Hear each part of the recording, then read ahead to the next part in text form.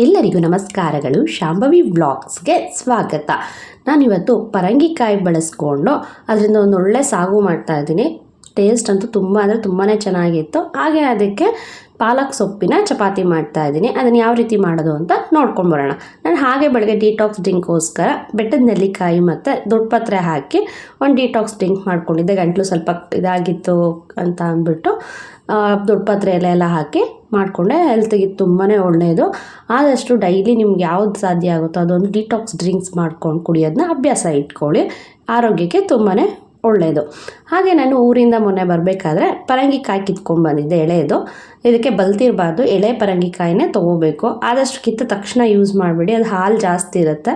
ಕಿತ್ತು ಒಂದು ಸ್ವಲ್ಪ ಹೊತ್ತಿಟ್ಟು ಆನಂತರ ಅಥವಾ ಒನ್ ಡೇ ಬಿಟ್ಬಿಟ್ಟು ನೆಕ್ಸ್ಟ್ ಡೇ ನಾನಿಲ್ಲಿ ಆಲ್ರೆಡಿ 1-2 ಡೇಸ್ ಆಗ್ತಾ ಬಂದಿದೆ. ಆದ್ರೂ ನಾನು ಕಟ್ ಮಾಡೋ ಟೈಮಲ್ಲೇ ಎಲ್ಲ ಹಾಲು ಬಿಟ್ಕೊಳ್ತಾ ಇತ್ತು. ಫಸ್ಟ್ ನೀಟಾಗಿ ಎಲ್ಲ ಸಿಪ್ಪೆ ಎಲ್ಲ ಒರೆದು ಬಿಟ್ಟು ಆದ ನಂತರ ಸಿಪ್ಪೆ ತೆಗೆದ ನಂತರ ಒಂದ್ಸತಿ ನೀಟಾಗಿ ತೊಳ್ಕೊಳ್ಳಿ. ಇಲ್ಲ ಹಾಲಿರುತ್ತೆ ಮೇಲ್ಗಡೆ ಎಲ್ಲ ನೀಟಾಗಿ ತೊಳೆದುಬಿಟ್ಟು ಒಳಗಡೆ ಬೀಜ ಏನಾದರೂ ಎಳೆ ಬೀಜಗಳಿದ್ದರೆ ಕಟ್ ಮಾಡಿ ಆ ಬೀಜಗಳೆಲ್ಲ ತೆರಳು ತೆಗೆದುಬಿಟ್ಟು ನಿಮ್ಗೆ ಯಾವ ಸೈಜ್ ಬೇಕೋ ಆ ಸೈಜಲ್ಲಿ ಕಟ್ ಮಾಡ್ಕೊಳ್ಳಿ. ನಾನಿಲ್ಲಿ ಮಸಾಲೆಗೋಸ್ಕರ ಇದಿಷ್ಟು ರೆಡಿ ಮಾಡಿ ಇಟ್ಕೊಂಡಿದ್ದೀನಿ. ಸ್ವಲ್ಪ ತೆಂಗಿನಕಾಯಿ ತುರಿ ತೊಗೊಳ್ತಾ ಇದ್ದೀನಿ. ಒಂದು ಸ್ವಲ್ಪ ಹಸಿ ತೆಂಗಿನಕಾಯಿ ತುರಿ ಹಾಕ್ಕೊಂಡು ಆನಂತರ ನಾನು ಇದಕ್ಕೆ ಮಸಾಲೆಗೆ ಸ್ವಲ್ಪ ಚಕ್ಕೆ, ಲವಂಗ, ಜೀರಿಗೆ, ಹುರ್ಗಡ್ಲೆ ಸ್ವಲ್ಪನೇ ಚಕ್ಕೆ ಲವಂಗ ತೊಗೊಂಡಿದ್ದೀನಿ. ಸ್ವಲ್ಪ ಅದಕ್ಕೆ ಹಚ್ಚಿಟ್ಟಿರೋಂಥ ಈರುಳ್ಳಿ, ಶುಂಠಿ, ಬೆಳ್ಳುಳ್ಳಿ, ಹಾಗೆ ಒಂದು ಸ್ವಲ್ಪ ಪುದೀನ ಸೊಪ್ಪು ಹಾಕಿ ಒಂದು ಸ್ವಲ್ಪ ಕೊತ್ತಂಬರಿ ಸೊಪ್ಪು ಕೂಡ ಸೇರಿಸ್ಕೊಂಡಿದ್ದೀನಿ. ನಾನಿಲ್ಲಿ ಹಸಿಮೆಣ್ಸಿನ್ಕಾಯಿ ಹಾಕಿಲ್ಲ. ಸ್ವಲ್ಪ ಹಸಿಮೆಣ್ಸಿನ್ಕಾಯಿ ಗ್ಯಾಸ್ಟ್ರಿಕ್ ಪ್ರಾಬ್ಲಮ್ ಆಗುತ್ತೆ ಅಂತ ಜಾಸ್ತಿ ಯೂಸ್ ಮಾಡ್ತಾ ಇಲ್ಲ. ನಾನಿಲ್ಲಿ ಸ್ವಲ್ಪ ನಿಮಗೆ ಒಣಮೆಣ್ಸಿನ್ಕಾಯಿ ಪುಡಿ ಹಾಕ್ಕೊಳ್ಳೋಣ ಅಂತ ಹಸಿಮೆಣ್ಸಿನ್ಕಾಯಿ ಸ್ಕಿಪ್ ಮಾಡಿದ್ದೀನಿ. ನೀವು ಬೇಕು ಅನ್ನೋರು ಅಲ್ಲೇ ಹಸಿಮೆಣ್ಸಿನ್ಕಾಯಿ ಖಾರಕ್ಕೆ ತಕ್ಕಷ್ಟು ಹಾಕಿ ರುಬ್ಕೋಬೋದು. ಈಗ ಒಂದು ಕುಕ್ಕರ್ನೇ ಕಾಯೋದಕ್ಕೆ ಇಟ್ಕೊಂಡಿದ್ದೀನಿ. ಎಣ್ಣೆ ಕಾದ ನಂತರ ಈರುಳ್ಳಿ ಹಾಕಿ ಒಗ್ಗರಣೆ ಮಾಡ್ಕೊಳ್ಳೋಣ. ಸ್ವಲ್ಪ ಈರುಳ್ಳಿ ಫ್ರೈ ಆದಮೇಲೆ ಸಣ್ಣ ಕಟ್ ಮಾಡಿ ಇಟ್ಟಿರೋಂಥ ಪರಂಗಿಕಾಯಿನ ಇದಕ್ಕೆ ಸೇರಿಸ್ಕೊಳ್ಳೋಣ. ನಾನಿಲ್ಲಿ ಟೈಮ್ ಆಗಿಬಿಡುತ್ತೆ ಅಂತ ಸ್ವಲ್ಪ ದಪ್ಪನೇ ಕಟ್ ಮಾಡ್ಕೊಂಡಿದ್ದೀನಿ. ನೀವು ಇನ್ನೂ ಸ್ವಲ್ಪ ಸಣ್ಣಗೆ ಬೇಕಿದ್ರೂ ಕಟ್ ಮಾಡ್ಕೋಬೋದು. ಸೇಮ್ ನಿಮ್ಗೆ ಇಲ್ಲೆಲ್ಲೂ ಪರಂಗಿಕಾಯಿ ಹಾಕಿದ್ದೀರಾ ಅಂತಲೇ ಗೊತ್ತಾಗಲ್ಲ.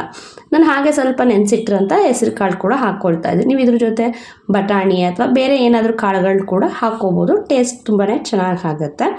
ಸ್ವಲ್ಪ ನಿಮಗೆ ಈಗ ಈ ಟೈಮಲ್ಲೇ ರುಚಿಗೆ ತಕ್ಕಷ್ಟು ಸಾಗುಗೆ ಎಷ್ಟು ಬೇಕೋ ಅಷ್ಟು ಉಪ್ಪು ಈ ಟೈಮಲ್ಲಿ ಸೇರಿಸಿ ಅದಕ್ಕೆ ಸ್ವಲ್ಪ ಅರಿಶಿಣದ ಪುಡಿ ಸೇರಿಸಿ ನೀಟಾಗಿ ಎಲ್ಲ ಫ್ರೈ ಮಾಡ್ಕೊಳ್ಳೋಣ. ಸ್ವಲ್ಪ ಉಪ್ಪು ಅರಿಶಿಣ ಎಲ್ಲ ಹಾಕಿದ್ಮೇಲೆ ಸ್ವಲ್ಪ ಎಣ್ಣೆನಲ್ಲೇ ಚೆನ್ನಾಗಿ ಫ್ರೈ ಮಾಡ್ಕೊಳ್ಳೋದು ಬಿಟ್ಟು ಅಷ್ಟರಲ್ಲಿ ನಾವು ಮಸಾಲೆನ ರುಬ್ಕೊಂಡ್ಬಂದಿದ್ದೀವಿ ನುಣ್ಣಗೆ. ಈಗ ರುಬ್ಬಿಟ್ಟಿರೋ ಮಸಾಲೆ ಕೂಡ ಇದಕ್ಕೆ ಸೇರಿಸ್ಕೊಳ್ಳೋಣ.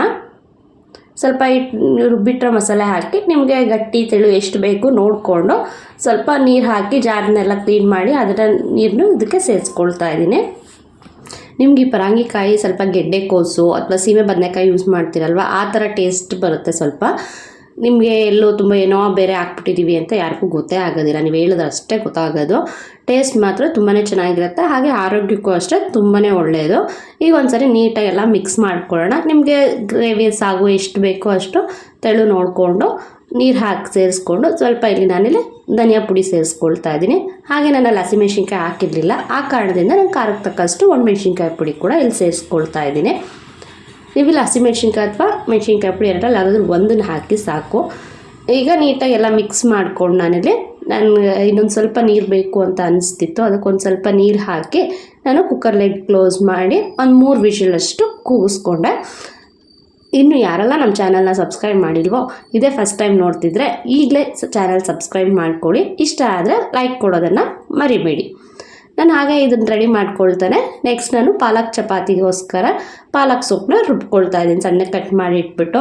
ಈಗ ಮಕ್ಳುಗಳಂತೂ ಆದಷ್ಟು ಸೊಪ್ಪು ತರಕಾರಿಗಳ ತಿನ್ನೋದಕ್ಕೆ ತುಂಬಾ ಹಿಂಸೆ ಮಾಡ್ತಾರಲ್ವ, ಅದ್ರ ಬದಲು ಅವ್ರಿಗೆ ಗೊತ್ತಾಗ್ದಂಗೆ ಈ ರೀತಿ ದೋಸೆ ಅಥವಾ ಚಪಾತಿಗಳಲ್ಲಿ ರುಬ್ಬಿ ಸೇರಿಸ್ಬಿಟ್ಟು ಮಾಡೋದ್ರಿಂದ ಅವ್ರಿಗೆ ನಾವು ಸೊಪ್ಪು ತರಕಾರಿ ತಿನ್ನಿಸ್ದಂಗೂ ಆಗುತ್ತೆ, ಹೆಲ್ತ್ಗೂ ತುಂಬಾ ಒಳ್ಳೆಯದು. ಹಾಗೆ ಅವ್ರಿಗೆ ಕಲರ್ಫುಲ್ ಇರೋದ್ರಿಂದ ಆರಾಮಾಗಿ ಯಾವುದೇ ಥರ ಇದು ಮಾಡಿದೆ ಕಲರ್ ಆಗಿರುತ್ತಲ್ವ, ಯಾವ ಕಲರ್ ಇವತ್ತು ಅಂತ ಕೇಳಿಕೊಂಡು ತಿಂತಾರೆ.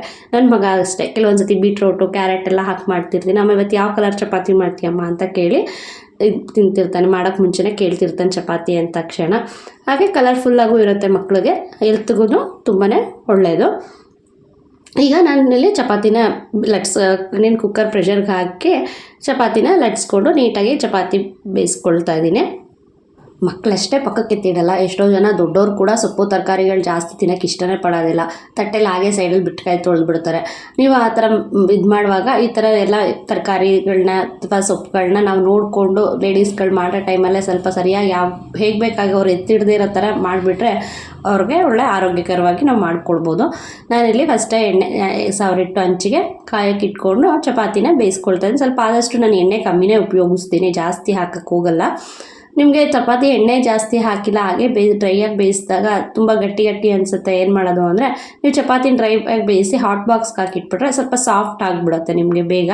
ಚಪಾತಿ ಎಲ್ಲೂ ನಿಮಗೆ ಒಣಗ್ದಂಗೆ ಅನಿಸಲ್ಲ. ನಿಮ್ಗೆ ಕೆಲವೊಂದು ಸತಿ ಚಪಾತಿಲಿ ಕೆಳಗಡೆ ನೀರು ಬಿಟ್ಕೊಳ್ಳುತ್ತೆ ಅಥವಾ ಬೇವುತಿ ಇದಾಗಿಬಿಡುತ್ತೆ ಅನ್ನೋದಿದ್ದರೆ ಹಾಟ್ ಬಾಕ್ಸ್ಗೆ ಒಂದು ಪ್ಲೇಟ್ ದಬಾಕ್ಬಿಟ್ಟು ಅದ್ರ ಮೇಲೆ ನೀವು ಚಪಾತಿ ಅಥವಾ ಇಲ್ಲ ಮುದ್ದೆ ಹಾಕಿದ್ರು ಅಷ್ಟೇ ಒಂದು ಪ್ಲೇಟ್ ದಬಾಕ್ಬಿಟ್ಟು ಅದ್ರ ಮೇಲೆ ಇಟ್ಟರೆ ನೀವು ನೀರು ಬಿಟ್ಕೊಂಡು ಕೆಳಗಡೆ ಜಾಸ್ತಿ ಮೆತ್ತಗೆ ಆಗೋದಿಲ್ಲ. ನೋಡಿದ್ರಲ್ವ, ನಮ್ಮ ವಿಡಿಯೋ ಇಷ್ಟ ಆಗಿದ್ರೆ ಈಗಲೇ ಲೈಕ್ ಮಾಡೋದನ್ನ ಮರಿಬೇಡಿ. ಹಾಗೆ ಇಷ್ಟ ಆಗಿದ್ದರೆ ಇಂಥ ಆರೋಗ್ಯಕರವಾದ ಅಡುಗೆ ರೆಸಿಪೀಸ್ಗಳನ್ನ ಇನ್ನೊಬ್ರಿಗೂ ತಲುಪಲಿ ಅನ್ನೋದಿತ್ತು ಅಂದರೆ ಈಗಲೇ ನಿಮ್ಮ ಫ್ರೆಂಡ್ಸ್ ಆ್ಯಂಡ್ ಫ್ಯಾಮಿಲಿಗೆ ಕೂಡ ಶೇರ್ ಮಾಡಿ. ಇದೇ ಥರ ಇನ್ನಷ್ಟು ಆರೋಗ್ಯಕರ ಅಡುಗೆ ರೆಸಿಪೀಸ್ಗಳು ಹಾಗೂ ಬ್ಯೂಟಿ ಟಿಪ್ಸ್, ಹೋಮ್ ರೆಮಿಡೀಸ್ಗಾಗಿ ನಮ್ಮ ಚಾನಲ್ನ ತಪ್ಪದೆ ವೀಕ್ಷಿಸ್ತಾ ಇರಿ. ಮತ್ತೊಂದು ಒಳ್ಳೆ ವಿಡಿಯೋಟಿಗೆ ಮುಂದಿನ ವಿಡಿಯೋದಲ್ಲಿ ಸಿಗೋಣ. ಅಲ್ಲಿವರೆಗೂ ಧನ್ಯವಾದಗಳು.